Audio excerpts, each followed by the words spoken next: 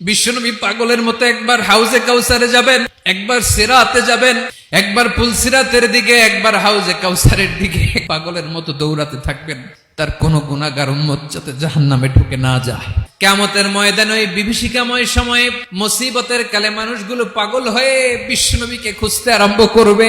সবাই মিলে বিশ্বনবীর কাছে যেয়ে বলবে, ইয়া রাহমাতাল লিল আলামিন, দেখেন আমাদের কি অবস্থা, কি কঠিন বিপদে আমরা আছি, দাঁড়াতে পারি না, সূর্যের আলোতে ঘেমে হয়রান।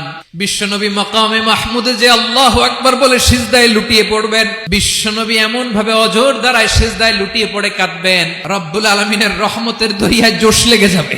রব্বুল আলামিন এই দৃশ্য থেকে সহ্য করতে পারবেন না। রব্বুল আলামিন বলবেন, ইয়া মুহাম্মদ ইরফা রাসাক, ও নবী আপনি মাথা তোলেন, আপনার কান্না আমি সহ্য করতে পারি না, আজকে আপনি যা চাবেন তাই দেব।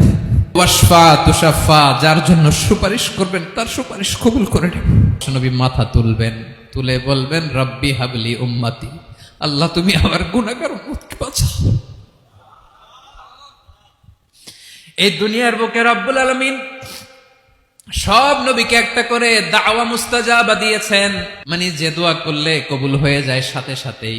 দাও বিহা, দুনিয়ার সব নবীরা ওই দোয়াটা দুনিয়ায় করে ফেলেছে। বিশ্বনবী বলেন, আমি করি নাই, আমার ওই স্পেশাল দোয়াটা কিয়ামতের দিন আমার গুনাহগার উম্মতকে সুপারিশের জন্য রেখে দিয়েছি। আমার যে উম্মতের হৃদয়ে যাররা পরিমাণ ঈমান আছে, আমার একটা উম্মতকেও তুই জাহান্নামে ঢুকাতে পারবা না।